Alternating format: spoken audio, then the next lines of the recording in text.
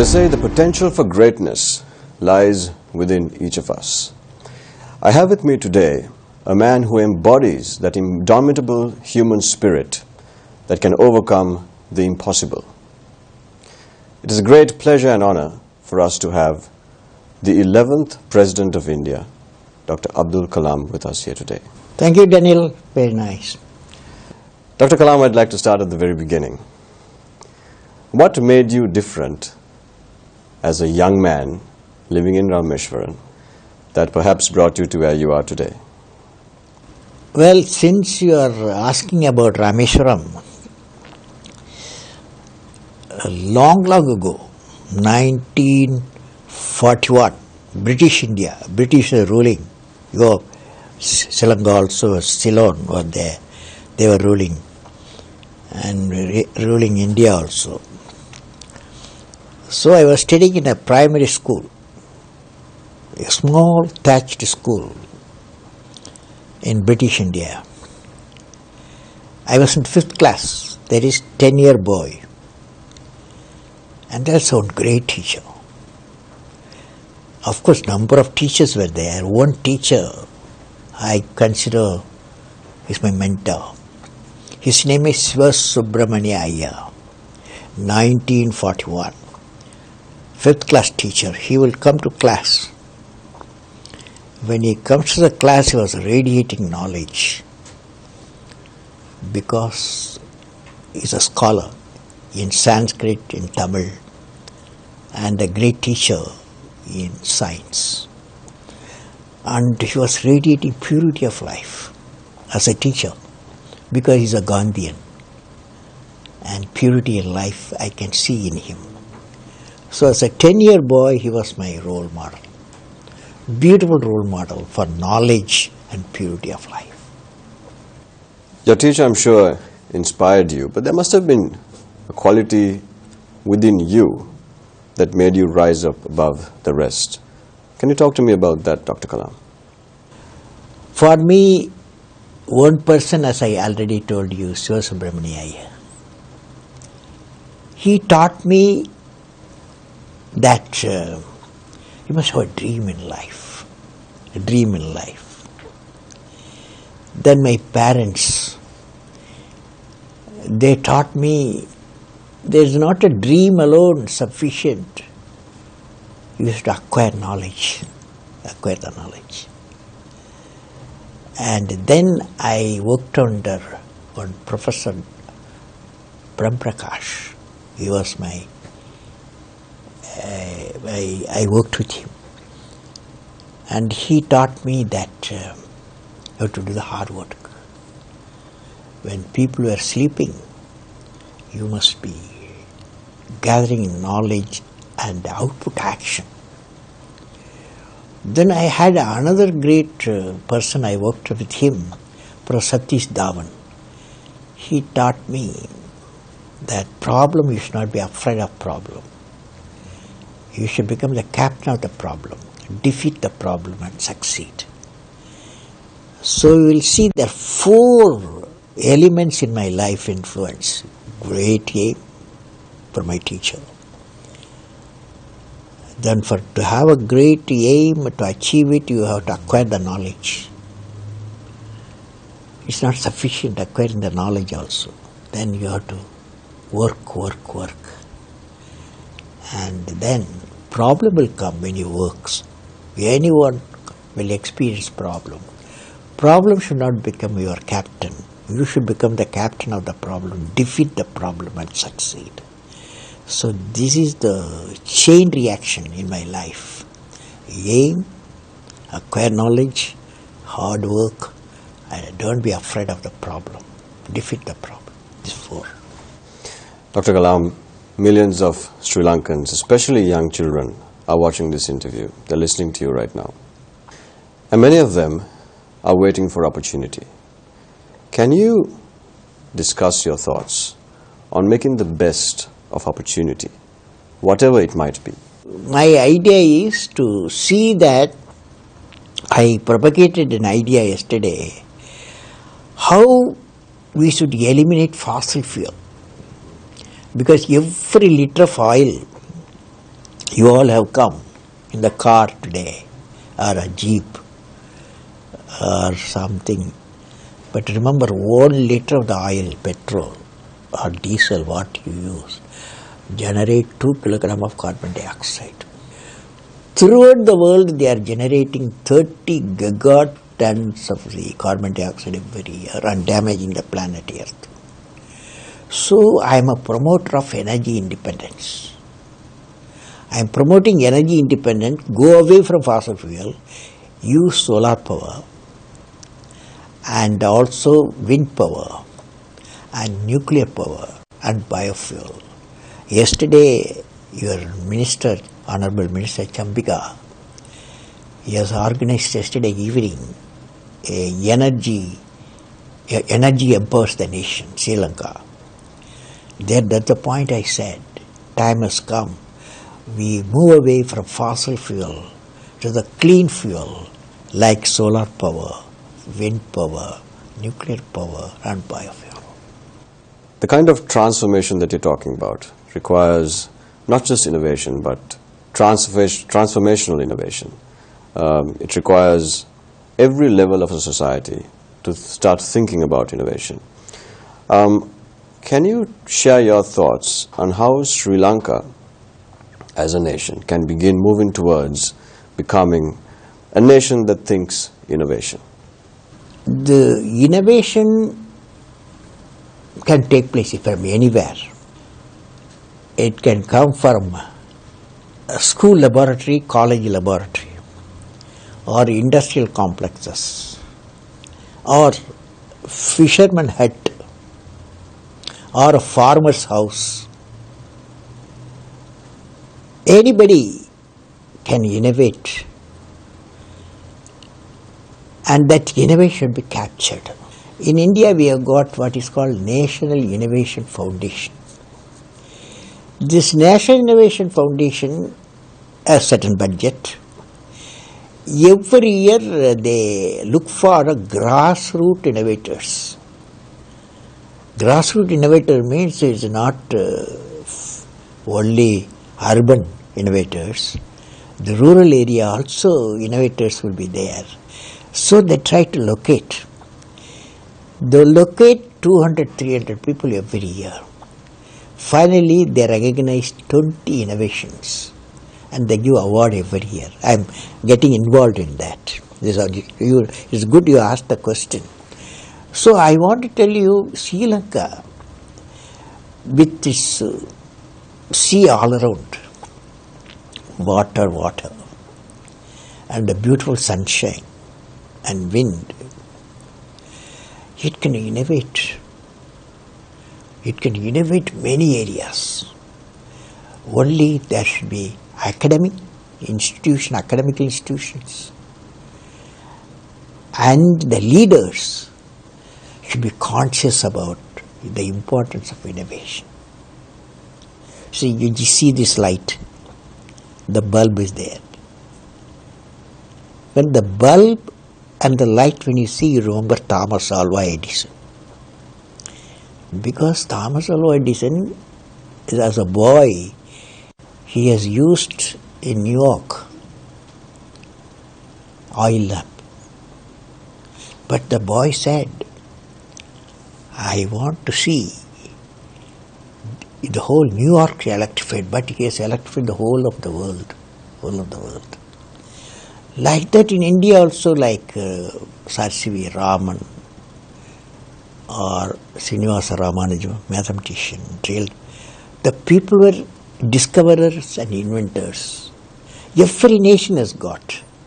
We have to capture, we have to encourage, we have to fund, and that innovation takes the shape of a product and system. Then people will get encouraged. Okay. Will Sri Lanka be able to uncover a Thomas Alva Edison or Alexander Graham Bell?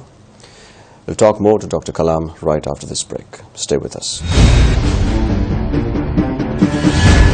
Welcome back. We have with us today a great citizen of the world, Dr. Abdul Kalam. Dr. Kalam, we were talking about innovation, and now I want to move on to creativity, something that I know that you love to talk about. What is creative thinking? Creativity is born out of learning. That is, learning gives creativity. Creativity leads to thinking. Thinking provides knowledge. Knowledge makes you great. Starting point, learning. So learning ends with knowledge. The higher the learning, the higher the creativity, and the higher the knowledge, and nation benefits. How can creativity be encouraged, inculcated, even allowed within an educational system, Dr. Kalam? My feeling is one of the important thing in the university. I have addressed number of universities in Sri Lanka, and yesterday I addressed number of students. For me, indication is whether creativity is there or not, the number of questions they ask. Okay, number of repeatedly questions, certain questions comes in. So I believe the questions is a signal for creativity. Now it can be nurtured, it can be eliminated also. So a great teacher nurtures the creativity by making student ask question. He teaches only half the time, 1 hour teaching. I am a teacher. 1 hour teaching, only half an hour will teach. Another half an hour he will discuss issues with the students. Student ask back questions. The question and question generate creativity. Creativity lead to thinking. Thinking provides knowledge. Knowledge makes a person great. As Sri Lanka forges ahead, we have priorities that we have to decide on. Let's call it development priorities. Dr. Kalam, in your opinion, what should be the development priorities of a nation like Sri Lanka in the stage it is today? See, yesterday I have met Sri Lanka President and also Prime Minister and the Energy Minister. I met at different timing. I gave a document, a 5-page document. The document is the vision of 2020 for SAARC nations. Sri Lanka, India, and all SAARC nations. I believe, fortunately, Sri Lanka, in many human development index, they are top. They are good shape. For example, education, 95% literacy. Similarly, some of the parameters, for example, energy is, even though they use 60-70% is a fossil fuel type, but the energy is sufficient for the island. Now they want to make it clean energy, their mission. So with this background, now the time has come, institutions like SAARC nation work together each other. One of the priority for them, leaving the differences, they should work together. Because the priority for SAARC nation, livable planet Earth. Livable planet Earth. If livable planet Earth is not there, then 1.5 billion people of SAARC nation will not have a good home, habitat, good habitat. So we have to make our habitat clean and planet Earth can live. That means our energy should be clean energy, our water should be drinkable, and then our type of people who work the clean environment, they have to work. So that is the priority for SAARC nation. That's why I insisting we have to work together. SAARC nation have to work together. This concept I have putting forth. Dr. Kalam, what about technology? Well, technology, if you look at SAARC nation, technology in certain area, in various stages, it is available. But what is needed is how to add value to the technology. How add technology to technology. What do you mean? Technology to technology means, see the electricity is there. Its application is a grid. For example, you generate power, Sri Lanka. You have excess power. There's a grid of short grid, electrical grid, the power can be transmitted. There is another nation water surplus, and that waterway, it should be in such a way that all SAARC nation can benefit. Okay? So this is what is we have to think of. Similarly, information technology can be, nations can work together. Water they can work together, and electricity they can work together. Thereby environment they can work together.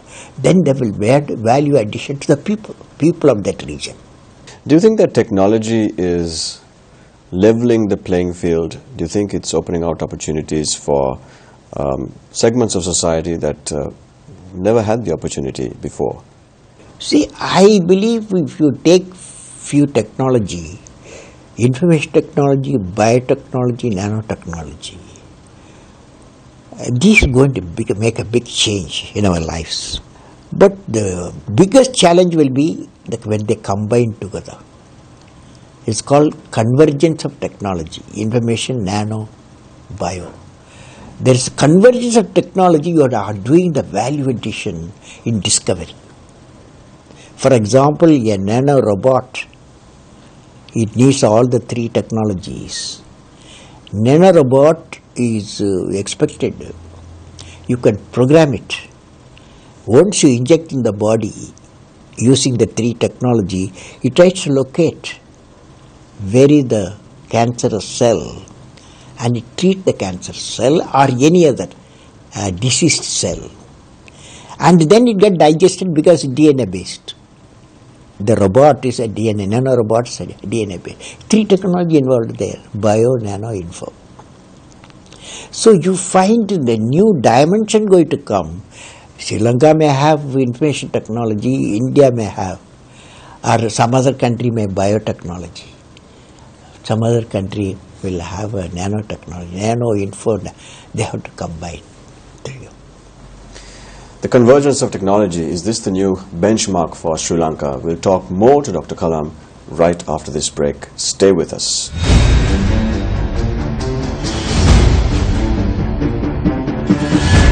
We have with us today a great humanitarian, scientist, thinker, and of course a leader, Dr. Abdul Kalam. Politicians and politics. Oh, you are going to the very important subject. Very good. At this juncture, for Sri Lanka is very important now. Indeed, sir. I know that you have radical views about politicians and what we should expect of them. I'd like to hear your thoughts. Well, I have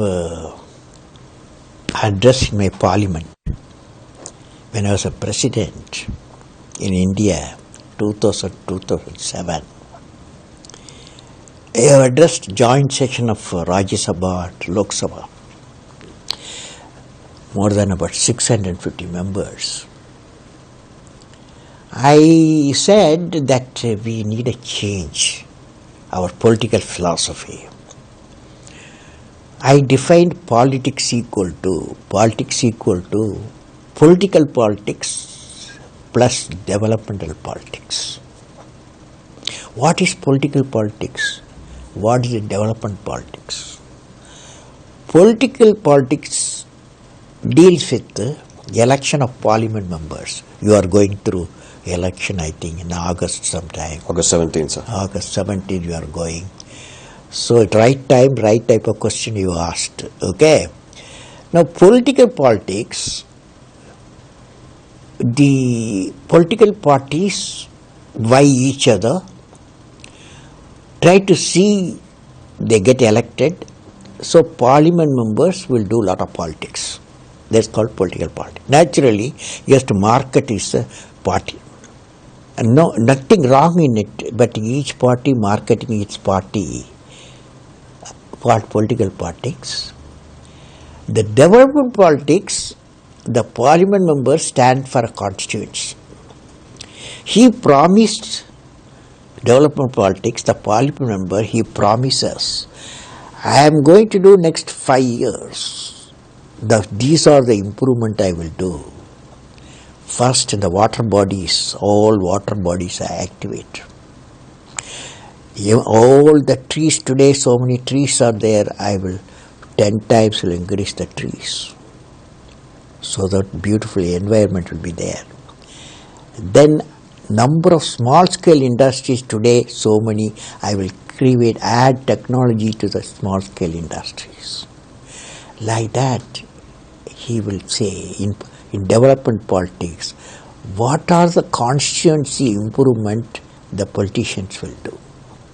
Normally, I wish in the world 70% of the time parliament members should do development politics.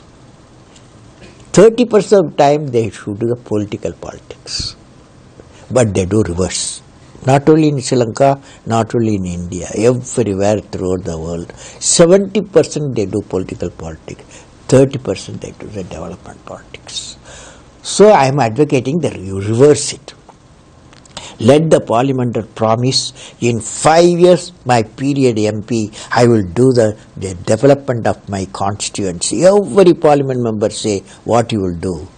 And after 5 years, you can, citizens who are going to vote can check what he promised, what he has done. What about the responsibility the people have? Well, the selection the right type of members who does development politics.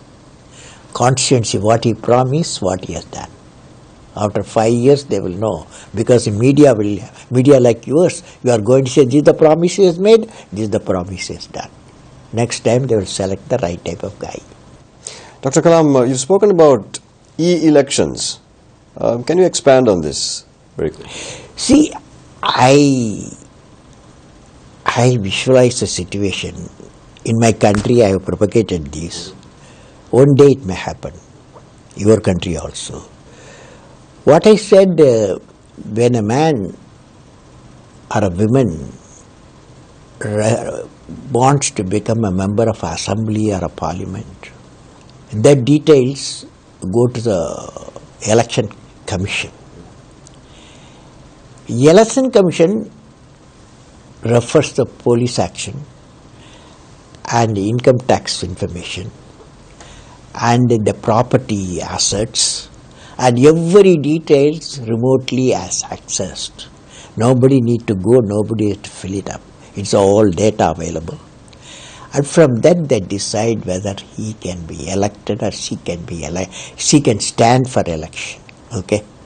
So election commission is e-commission, selection. Then voting, I am saying, see, since we have given a code, secret code has come in now, every nation. We have the individual bio identifications there. You don't need to go on pooling both and vote. You can vote wherever you are, because your identification is secret. So this is what finally should happen. Then you will find our 60-70% of the voting should become 95 to 100% possible. This is changing the dimension completely of the politics that we are used to. Politics, of course, has a lot to do with leadership, and leadership doesn't necessarily have to be with the CEO or the president or the prime minister. Leadership, as you've advocated, comes from all levels of society. I want to talk to you about your leadership philosophy. What makes you the leader that you are? One of the greatest quality of great leaders throughout the world, when I survey, own quality is there, and he or she becomes a great leader. That quality, can you imagine that quality? I can't. You can't. Okay, I will tell you. What can I give? What can I give? That quality. You take a child, okay, and you take a teenager, you take a grown-up person and a leader. Since you asked a question, leader, the child will say in a human need, you give me. The teenager says, you don't worry, I will do it. Whereas the grown-up fellow says, why not we work together? The leader will say, what can I give? The child said, you give me. 4 years, 3 years child. But the leader says, what can I give? That's the quality we need. What can I give? What can I give? What can I give? So we are nearing the end of this fascinating conversation. As I said before, millions of young Sri Lankans are all ears listening to your every word. And I want to ask you 2 questions. The first is, how can a young person aspire to reach that person's potential, number 1? And number 2, what is your message to the young people of Sri Lanka? They must have, young people, before age reaching 20, they must have a great aim. Before the age of 20? Before the age of 20, great aim. Parents and teachers should help them. That alone not sufficient. Great aim. They should continuously acquire the knowledge. Knowledge through great books, great teachers, great human beings. Third thing, when people are all sleeping, leaders sometimes they don't sleep. They are working. Hard work, hard work, hard work. Fourth is they are not afraid of the problem. They defeat the problem and succeed. Okay? So these are the 4 qualities I suggest my young friends in Sri Lanka yesterday. India also I suggest. The message what can I give? It's not my message. A message of a great poet, a thinker of Rumi. Rumi, 13th century man. I have modified for Sri Lanka youth. Okay? The message goes like that. A young boy or a girl of 15 years old, yesterday they took a vow at Colombo, young people. The vow is, I will fly and fly. How? How? Then I gave how it should be done. They repeated a oath, all young people yesterday. Oath is, I am born with potential. I am born with goodness and trust. I am born with ideas and dreams. I am born with greatness. I am born with confidence. I am born with courage. I will defeat the problem and succeed. I am born with wings. So, I am not meant for crawling. I have wings. I will fly and fly and fly. Dr. Kalam, I'm sure I speak certainly for News First and for all Sri Lankans when I say it's been an absolute honor and a pleasure and a privilege to have you here with us. I certainly hope that we get this opportunity to have you here in Sri Lanka once again. They say there can be no greatness without simplicity, truth, and boldness. And that was certainly apparent in our discussion with Dr. Abdul Kalam. Thank you for watching.